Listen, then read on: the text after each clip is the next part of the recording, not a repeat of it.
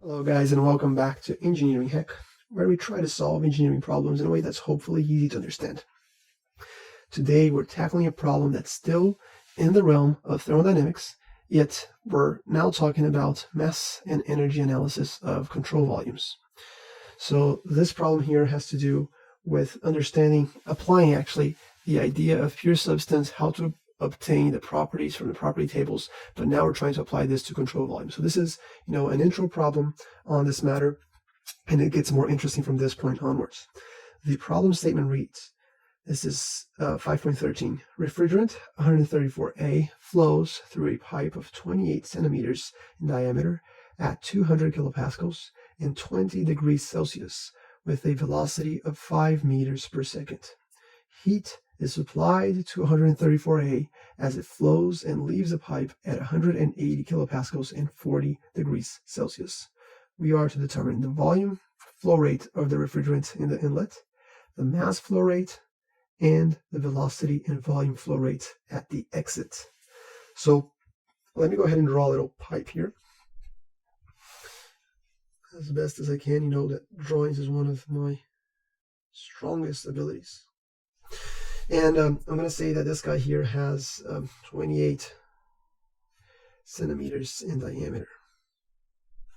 Okay, so what's going on? We have 134A going through this guy, so let's say it's going this way. We had 134A going like so.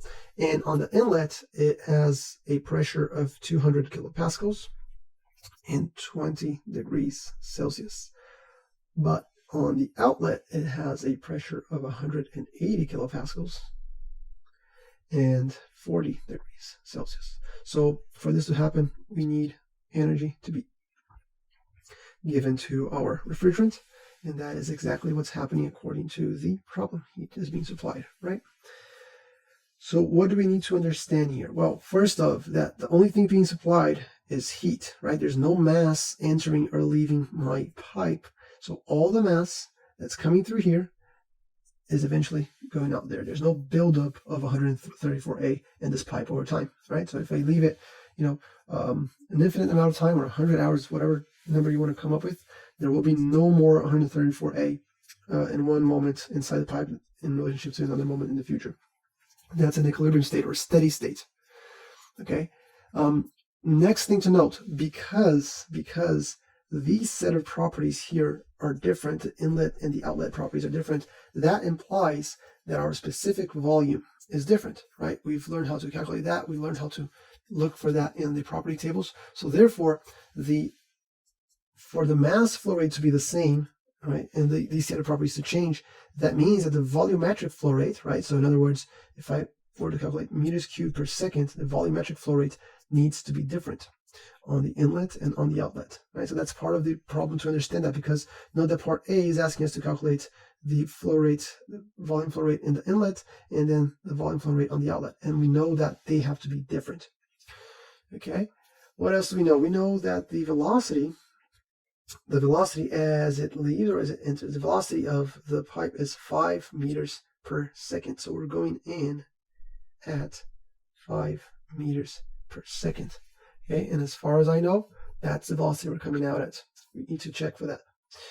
Okay, now the first thing I'm going to do is to be able to find what is the volume flow rate in this guy here. What I'm going to do is I'm going to do a simple analysis that will consider the area, the cross-sectional area. Okay, so if I were to do a cross-section of the pipe, anywhere in this pipe, I would see the same area. So if I were to do it here, it would be the same thing, right?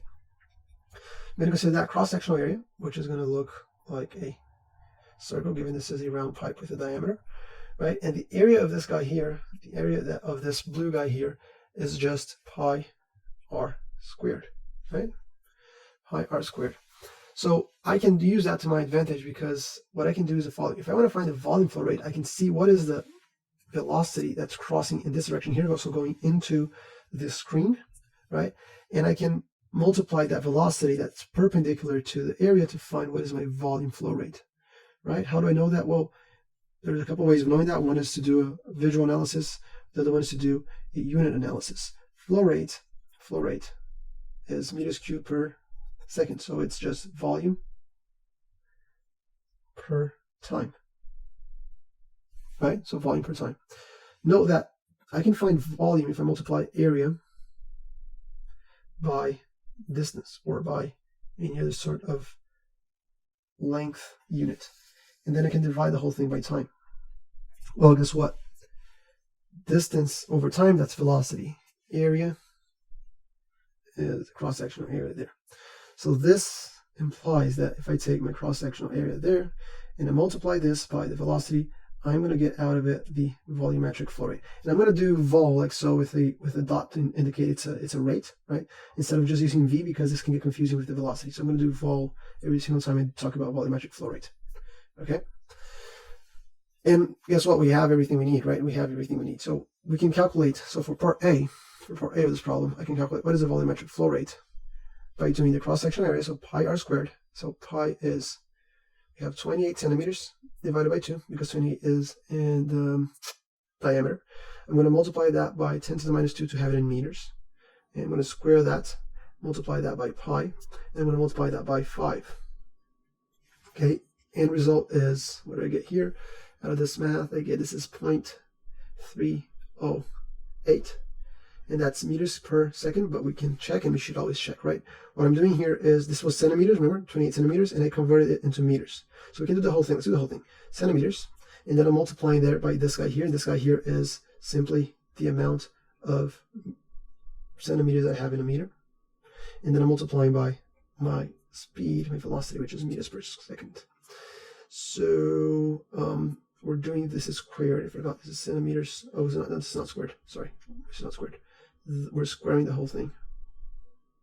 So we're squaring this, right? So what ends up happening is that we're going to have centimeters squared divided by centimeters squared, multiplied by meters squared, that multiplies meters and seconds, and hopefully you can see this turns out to be meters cubed per second. So there you go. That's, simple way of achieving our answer for what's the volumetric flow rate, or the volume flow rate in the inlet of this pipe.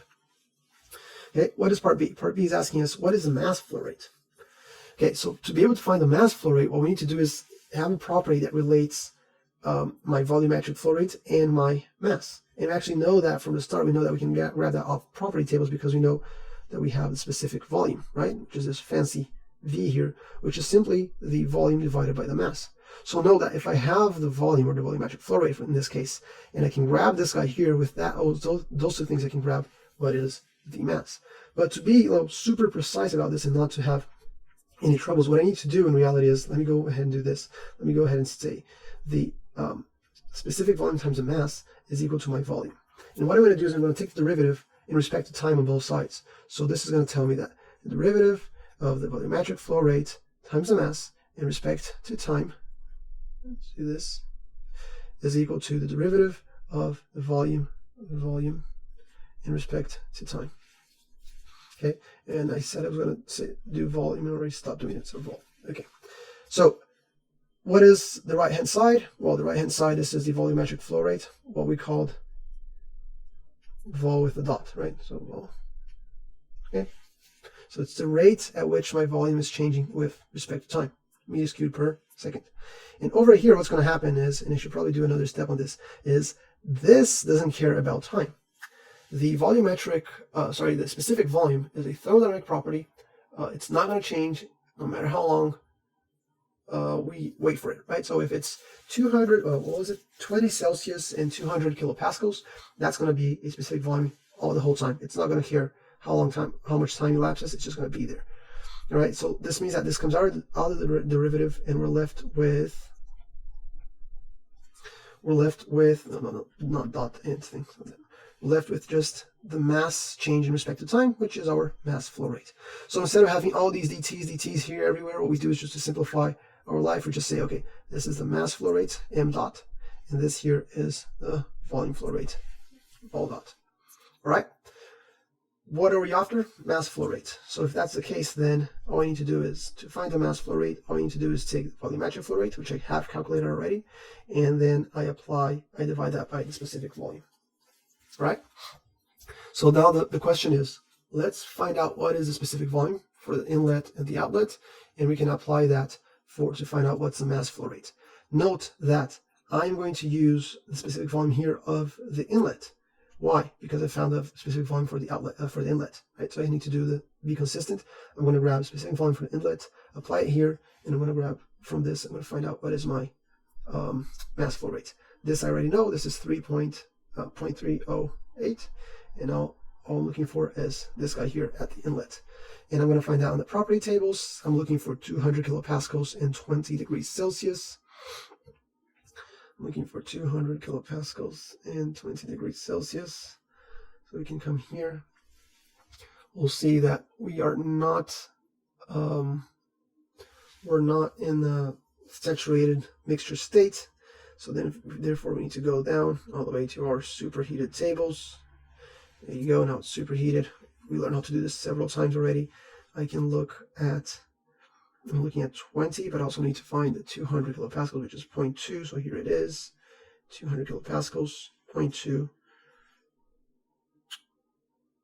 Boom. 0.11418, and that is my specific volume, right? And remember that specific volume is given in meters cubed per kilogram. So 11418. Where are we? Come on, there you go. So 0.11418. Okay, this unit-wise is going to give me kilograms per second, but we're going to check in a second. No pun intended. And this is 2.6974. Okay, so let's go ahead and approximate that to 2.7. Okay, unit-wise, let's just be sure. Remember that we calculated this before as meters cubed per second. And we're dividing that by meters cubed per kilogram, or if you prefer, per kilogram, which is then going to go up there, right? So this ends up being kilogram per second. So this is our answer in kilograms per second for part B.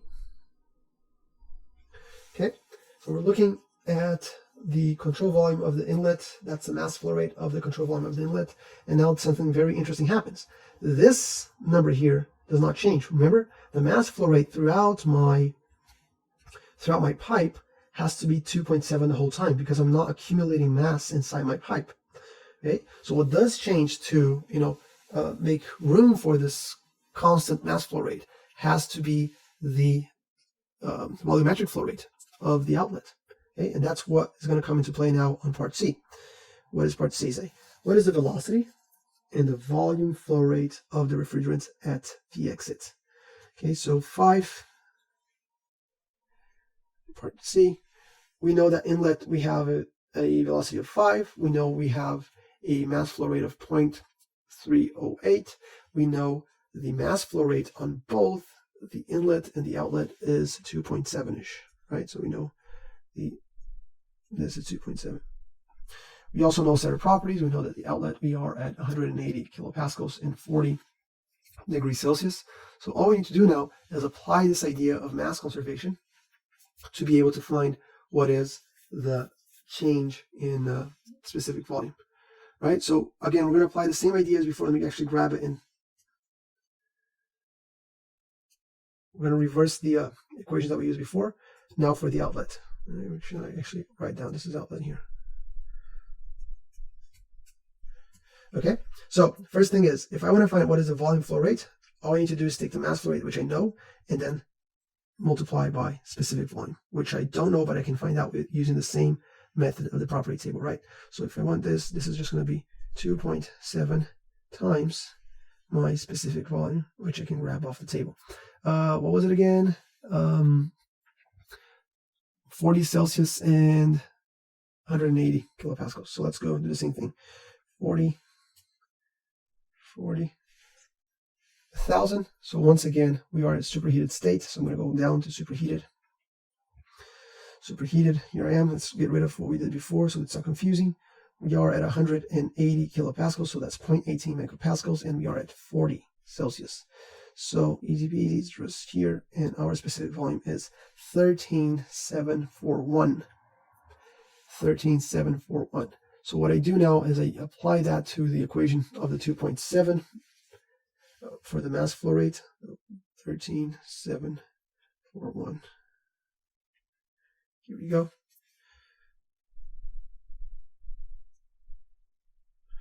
and that's going to spit out the volume flow rate, which turns out to be 0.37. Okay, once again, meters cubed per second, because we're multiplying kilograms per second by meters cubed per kilogram. Okay, so that's one part of what we're trying to find. The next part is what is the velocity, and then once again I'm going to go ahead and apply the idea that we had here, right? The volume flow rate is related to the area. Oops, that was on purpose. The volume flow rate is related to the area and the velocity. So if I want to find the velocity and I know the other two, then I have everything I need. Okay, so if this is the case, then I'm looking for velocity. All I'm going to do is take the volume flow rate divided by the cross-sectional area. I know both of them, all good. This is 0.37, and then this, we never calculated it, right? We never ended up calculating what was the actual area. So I'm going to go ahead and do the lazy thing I can do here, which is copy this, paste it down there. I'm going to note once again that units are the same as before. Let's just, okay. And this gives me 6.01. Okay, unit wise, same idea. We have meters cubed per second, and we're dividing that by an area, unit of area, which is given in meters squared, and it has to do with that squared centimeters divided by the centimeters squared, and then we're converting that into meters, and we're squaring that too, right? So this turns out to be meters per second, which is great. Now, before we finish up, I just want you to think about this.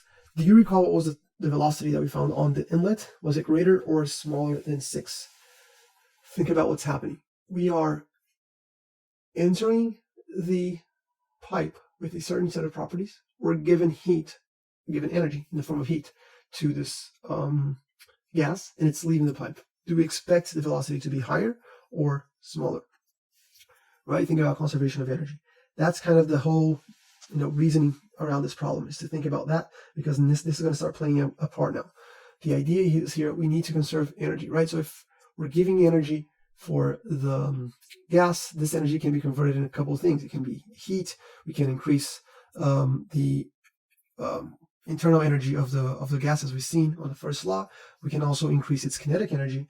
We can increase its potential energy, etc. So the idea here is exactly that, is we are going from a lower velocity, a smaller velocity, which is 5 meters per second, all the way to 6 because of that energy we're giving. And we can actually amplify this as engineers to tailor to what we need as much as we need. So this is super interesting. It gets the problems hereafter are all along these lines, but we can see how we can supercharge particles and make them go, increase its velocity 10x, sometimes even more than that. We can do the reverse too. If we have something that's super fast and we want to make it slow, we can do the same thing. So this is the idea around what we're dealing with now. I hope this helped you out. If it did, consider liking the video and subscribing to the channel. As per usual, if you have any questions, leave them down below in the comment section and I'll try to address them. And we'll talk soon.